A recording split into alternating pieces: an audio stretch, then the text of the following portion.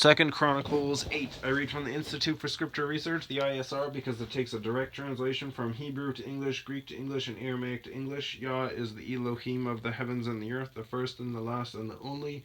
He's an extremely jealous El. He's so jealous that he doesn't even want the names of idols or mighty ones to come to our lips. And Yah is short for YahWeh, YahWeh, Yod-He, Vav-He. It's like saying Dan, Daniel, Daniel with an E. What is the difference and does matters when people say that Phil, Bob, Sam, and Aaron are the same name? Because no, they're not, and no one in their right mind would ever believe that, and only a fool would believe that a hammer could force its creator to do anything. And there is no letter J in the Hebrew, Greek, or Aramaic text because the letter J is only about 600 years old, while the son of Elohim, Yehoshua, died on a stake for the sins of all of humanity over 2,000 years ago. In a direct translation from Hebrew to English, Yehoshua is Joshua, and I strongly believe that the son of Elohim's name, Yehoshua, means YahWeh is salvation.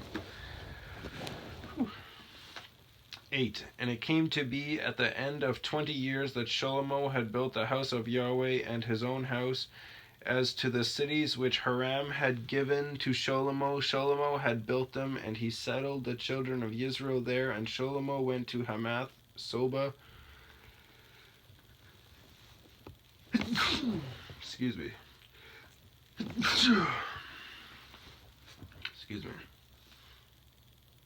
Hamath is H with a dot, A-M-A-T-H, and Soba is T-S-O-B with a line underneath of it, A-H, and took hold of it, and he built Tadmor, T-A-D with a line underneath of it, M-O-R, in the wilderness, and all the storage cities which he built in Hamath, and he built Upper Beth Horon, B-E with a half a check mark, Y-T-H, Horon is H with a dot, O-R-O-N, O-N, not O-On, and Lower Beth Horon, cities of defense with walls, gates, and bars. Also Belath, B-A''A-L-A-T-H, and all the storage cities that Shlomo had, and all the chariot cities, and the cities of the cavalry, and all that Shlomo desired to build in Jerusalem, and in Lebanon, and in all the land of his rule. All the people who were left of the Hittites and the Amorites, A-M-O-R-I-T-E-S, and the Perizzites, P-E-R-I-Z-Z-I-T-E-S, and the Hivites, H with a dot, I-W-W-I-T-E-S, and the Jebusites, who were not of Israel, their descendants who were left in the land after them, whom the children of Israel did not destroy. From these Shlomo raised compulsory labor as it is to this day. Compulsory labor is forced slavery. And Shlomo did not make slaves of the children of Israel for his work, but they were men of battle and chiefs of his officers and commanders of his chariots and his cavalry. And these were the chiefs of the officers of sovereign Shlomo, 250, who ruled over the people. And Shlomo brought the daughter of Pharaoh up from the city of David. Gotta blow my nose again. This time I actually brought that stuff with me.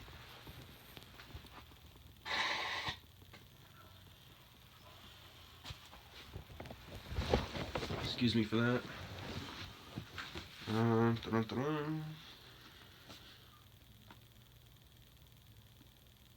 And Shlomo brought the daughter of Pharaoh up from the city of David to the house he had built for her.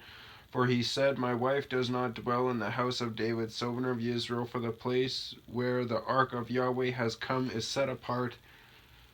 Then Shlomo offered ascending offerings to YahWeh on the slaughter place of YahWeh, which he had built before the porch, even as the duty of every day required, offering according to the command of Moshe, for the Sabbaths, and for the new moons, and for the appointed times, 3 times a year, the festival of Matzot, M-A-T-Z-O-T, which is unleavened bread. There's an A on it at the bottom of the page. It says that. And the festival of Shabbut, S-H-A-B with a line underneath of it, U''O-T, which is weeks. And the festival of Sukkoth, S-U-K-K-O-T, which is booths. And according to the ruling of David his father, he appointed the divisions of the priests for their service, the Levites for their duties to praise and serve before the priests, as the duty of each day required, and the gatekeepers by their divisions at each gate, so as was the command of David the man of Elohim. And they did not turn aside from the command of the sovereign to the priests and Levites concerning any matter or concerning the treasuries.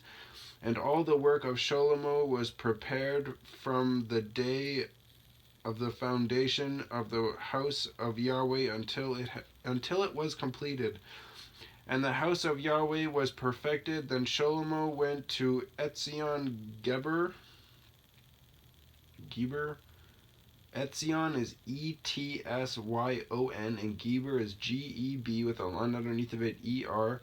And Elioth, E with a half a check mark, Yloth, on the sea coast in the land of Edom, Ed with a line underneath of it, Om. And Haram sent him ships by the hand of his servants, and servants who knew the sea, and they went with the servants of Shlomo to Ophir, Ophir, and took 450 talents of gold from there, and brought it to sovereign Shlomo. It's like going to Ophir is like going to a bank. It's either, I don't know, I feel like they're either robbing people to get this gold, or they're literally going over there to mine gold because it's just like a massive gold mine or something like that. I don't know. My opinion.